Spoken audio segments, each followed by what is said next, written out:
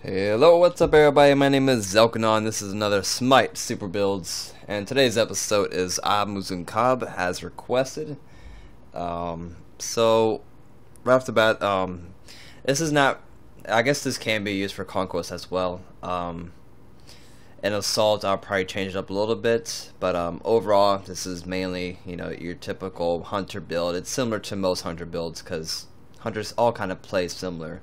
But at the same time, it does vary on your playstyle, so it can go either ways. But let's go ahead and go with the items. Actives, Sprint and Purification Beads. These are probably the two most common and most used, or yeah, it's the same thing. Actives, reason being is, especially for Ah-Muzen-Cab, he has 0 escapes, unless if you want to call his 3 where he slows people down and escape. I guess perhaps that, but besides that, you don't really have too much of an escape, so these actives work really well with Ah-Muzen-Cab. You have your period beads to get out of crowd control effects, and your sprint to either chase or retreat. So real quickly, in assault, hunters typically start off with Aussie.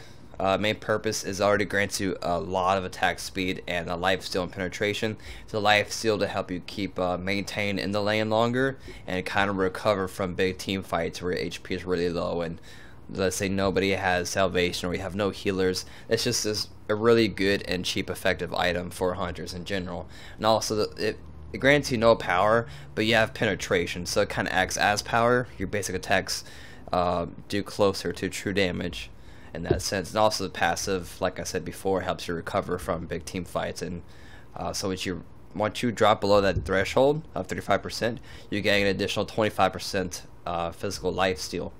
So on top of your 15 already, that's like 40% lifesteal right there. So that's just a lot of lifesteal. Okay, so back to the normal build.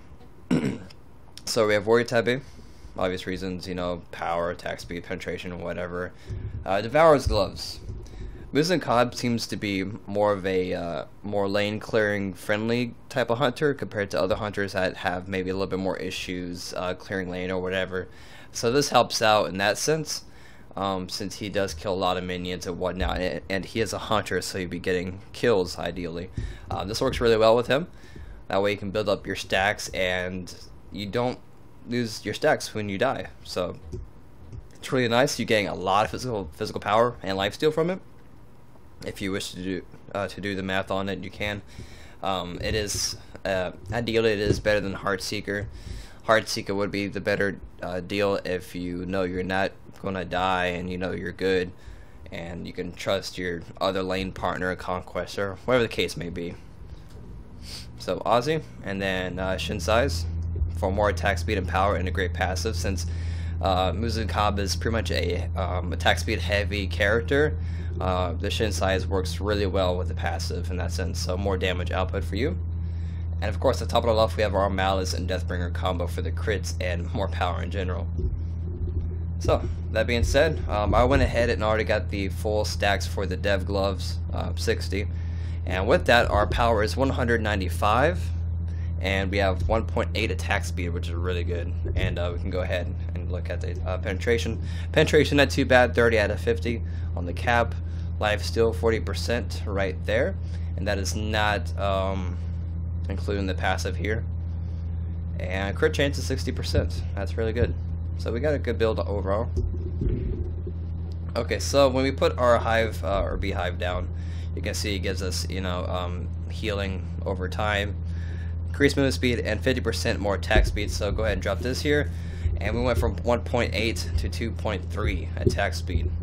That's a lot. I mean, the cap is 2.5, and then with this much crit and lifesteal, your sustain is going to be just crazy. Before I move on, if you don't like one of these items, like let's say if you don't want Dev Gloves or Aussie or one or the other, I would kind of recommend Haste of Vitalis. The reason being is it helps your attack speed more in place of that Aussie. You can find it under here, Haste of Vitalis. And also this works really good for the more aggressive players that like to chase down the enemy. As you see, the passive, when a basic attack hits a target, the attacking movement speed debuff is removed from you for 1 second. This keeps refreshing as long as you keep landing your basic attacks on your opponent, and also grants you the additional 10% movement speed. So this helps for the more aggressive players, and if you don't want one of these two items here. So that would be my other alternative items.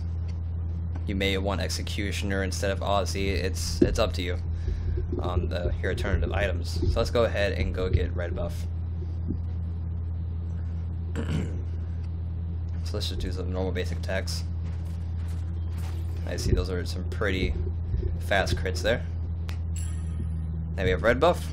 We are now at 240. Now let's try our damage output with just red buff alone. As you see, our power output just increased significantly, like 200 points on crits just with red buff. So now let's try it with our physical might potion. Now we're at 264. Now we reached 900 crits. That's insane. That is really insane. And now let's try our elixir. Now we're at 319 power. There we go. Close to 1100 crits. So of course if you can afford those potions, that is. And let's go ahead and now you can see some attack speed with our hive. So 2.3 attack speed and 524 movement speed. You're a pretty slippery B guy at this point. That's not even including your sprint. You start using your sprint, you're at 587. So that being said, let's go ahead and start taking them out. 842 crits on them. Not too bad. And let's try our ulti actually. Ulti 703 and damage over time. That's the problem with most ultis on hunters, is that your basic attacks do pretty much more than your ultis. You can find this on her, that your ulti doesn't do all that much damage. It's more if you can hit multiple enemies with it, since on her's ulti does go through structures and gods. So that's the only really benefit to on her's ulti. As far as Ah-Muzen-Cab, his ulti, it's more of like a last resort if they're... I think it does have a longer range than basic attack, so I have to confirm that. That's kind of up in the air. But it's quick to add on a additional damage over time with just your ulti alone. So let's go ahead and try out our 3 and 2 combo. So let's just apply some honey. 77 ticks on that. Just throw our 2. 381. As you see, basic attacks versus abilities, you can see the difference there. And if in case you're wondering, those yellow numbers, those are from the passive of Sais. As you see, on basic attack hits, deal physical damage equal to 20 plus 6% of the target's missing health. So the more you hit them, your next basic attacks are going to hit harder in a sense like that. See, like 4 shots and Gold Fury's dead. And that will pretty much wrap it up for this episode of Smite Super Builds. Hope this helps you guys out. If you want to see any other builds for any other gods, or anything actually, just let me know in the comments below. Always read the comments. I love hearing from you guys, and I'll see you guys later.